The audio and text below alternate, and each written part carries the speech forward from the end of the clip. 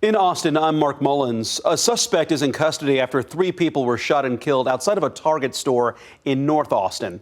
This happened Monday afternoon in the Target parking lot on Research Boulevard near Olin Road. After the shooting, police say the suspect stole a car from the parking lot and crashed it. Police say he then stole another car before officers caught him in South Austin. We spoke with some Target workers about what they saw.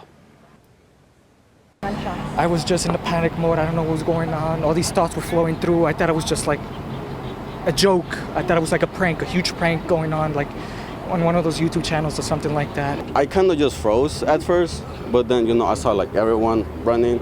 So, my first instinct was just to tell people where the exits were at, because everyone else was, confused too, because they don't really know that store. Investigators say the suspect is a 32-year-old man with a history of mental health issues. Police are still investigating what prompted the shooting. The quorum break by House Democrats has now entered its second week at the Texas state capitol. There being 96 members present, a quorum is not present. More than 50 Democrats left Texas more than a week ago to block a bill to redraw congressional maps and flip seats for Republicans. The House was 4 members short of a quorum to vote on the redistricting bill Monday. House Speaker Dustin Burrows said he'd asked DPS to set up a tip line to find the absent members. So far, Burrows says DPS special agents have been deployed statewide.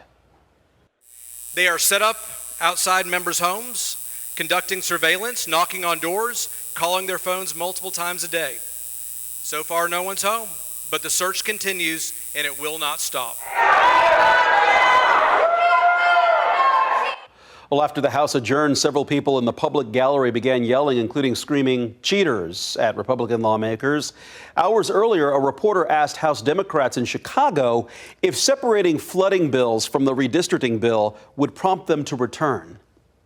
We have said point blank, time after time after time, that if Governor Abbott says we will take care of the people of the state of Texas first, if he makes that commitment today, we'll be back.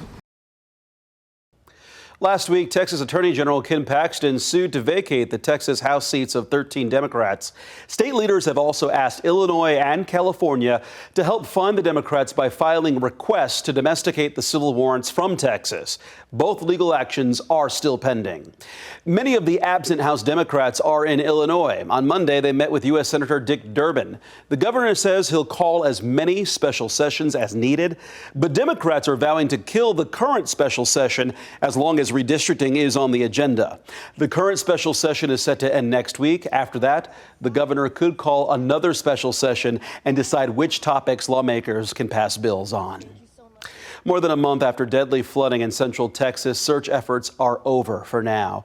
A Travis County spokesperson says a search dog and a handler were investigating in the Sandy Creek Bridge area for the past 2 days. Someone had reported smelling decomposition, but ultimately the search dog did not find any remains. Marble Falls Volunteer Fire Chief Michael Phillips is still missing after the flood. His body has not been found, but a memorial was held for him at the end of July. Major changes are coming to Austin ISD. The district rolled out a new consolidation process with school closures coming for the 2026-2027 school year. Here's Kelsey Sanchez. Austin ISD leaders say they have a 2-part plan to save the district millions. However, with that plan comes a lot of change and school closures in the 2026-2027 school year. If we are going to resource all schools appropriately, we need to find funds to be able to do so. On Monday, AISD Superintendent Matias Segura, alongside his colleagues, laid out the district's consolidation process. Over the next 2 months, district leaders will be looking into which schools need changes. We just need to figure out how to create healthy, vibrant schools in Austin ISD with a balanced student population that actually, can